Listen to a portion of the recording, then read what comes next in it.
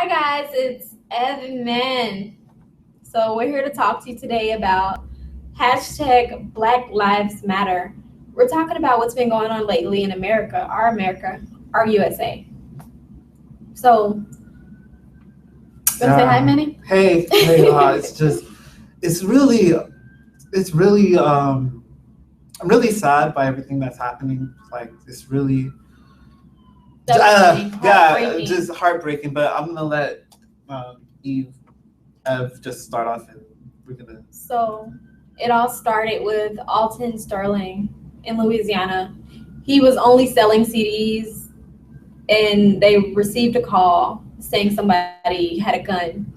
In the video that I watched, and I'm pretty sure all of you watched, he got tackled down by police. They had him knee and chest, two officers holding him down, and they shot him directly in the chest. And what was like heart cinching for me was just the fact that I heard two or three shots go off, and the officer said, "Get down. You've already shot him." And another thing that was heartbreaking was like when I don't know if you saw the news conference when the mother was uh, when she was talking and the son was by her, he broke down crying. Like that was like damn, like that's not supposed to happen. He's 15, he's losing his son. But also this week, Philando Castile, who uh, in Minnesota, he was pulled. Him and his girlfriend were pulled by a police officer because they had a broken tail light, and he was reaching for his wallet. He also informed the police officer that he had a licensed gun. He had a license to carry a gun, and it was also in the car. And the police officer shot him a couple of times. And from my understanding, he bled to death. It was all caught on Facebook Live. Um, there was Not the actual shooting, but not the shooting, but the aftermath. aftermath of it. And even that video is just so difficult to watch because You see his energy leave his body. you see his energy with his body, and then even when they move the girlfriend out of the car and into the police, that part where she just starts praying like, God, I pray my boyfriend isn't dead. I pray my boyfriend isn't dead. And you hear the daughter and like, Mom, don't be scared, or Mom, I'm scared, and she's trying to reassure her daughter. It's just so heartbreaking. And so like we have Alton Sterling, we have Philando Castile, and then boom, another stupid idiot comes out and shoots police officers to make this issue of Black Lives Matter and racism and all of this stuff just pile up. The Dallas protest. Like it started off as a protest. Yes.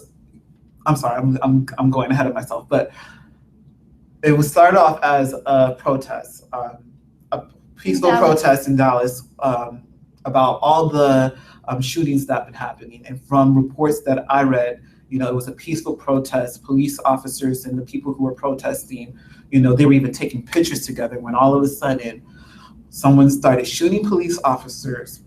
Excuse me. And according to articles that I read,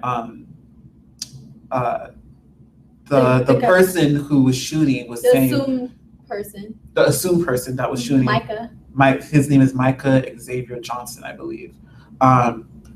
He apparently he was telling the police officers that he wanted to shoot white officers because of all the shootings that were happening this week, and that he was angry.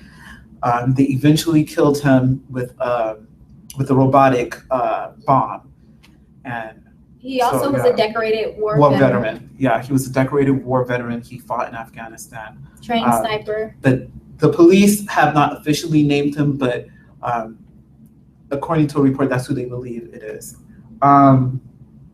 This has all been so crazy. I'm concerned. I have a son, and my son's a dark-skinned Black boy with dreads, and it's very detrimental to me, watching him grow up in this America.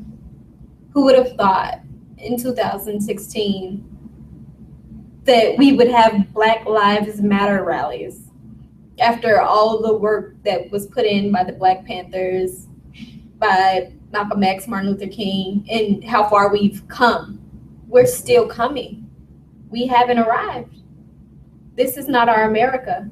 And it saddens me to know that I have to train my Black son in the mindset of how they train Emmett Till.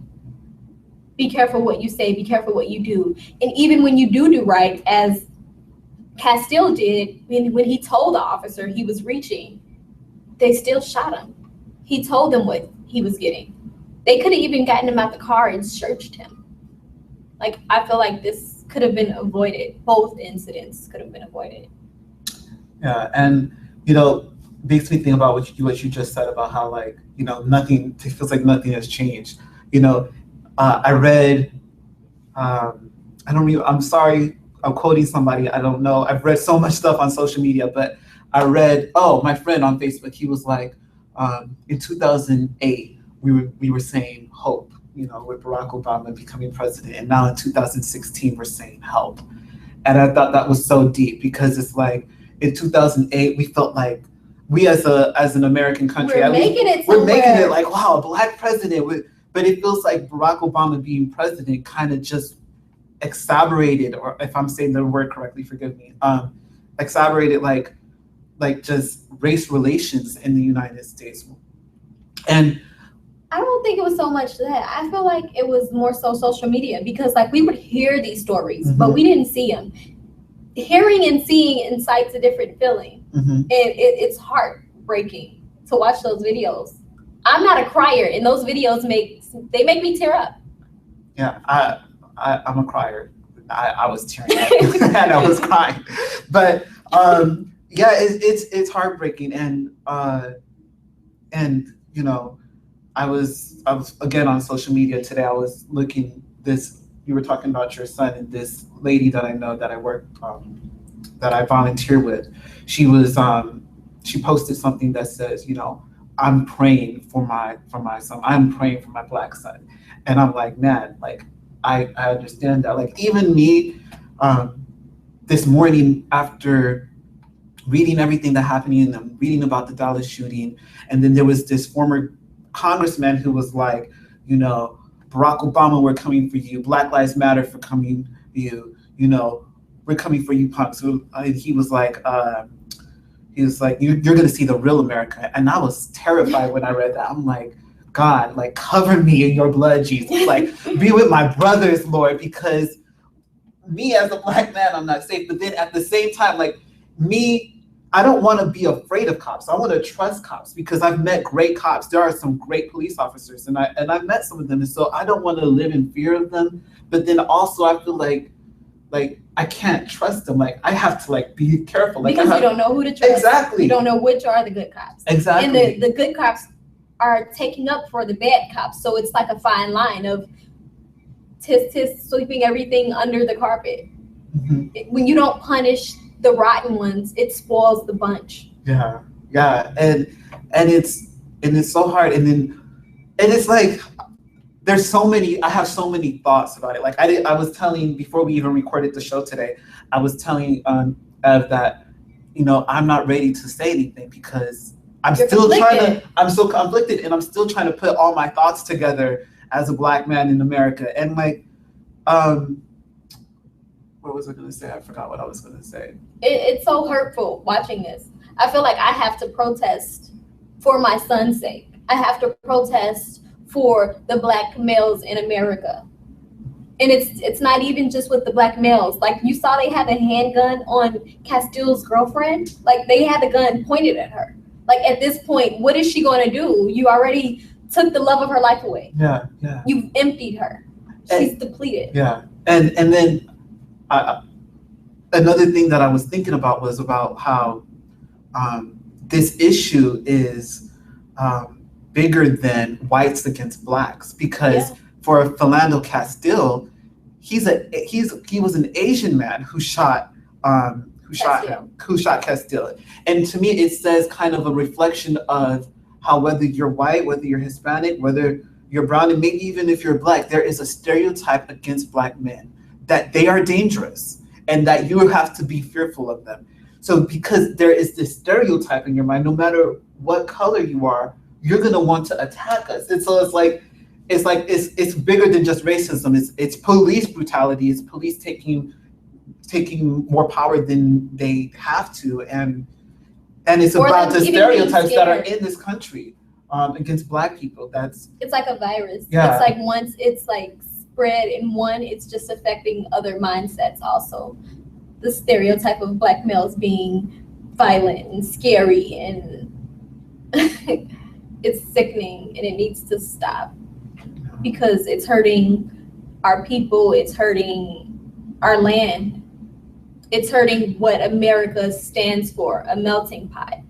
Like, how are we a melting pot when it's gentrification going on everywhere?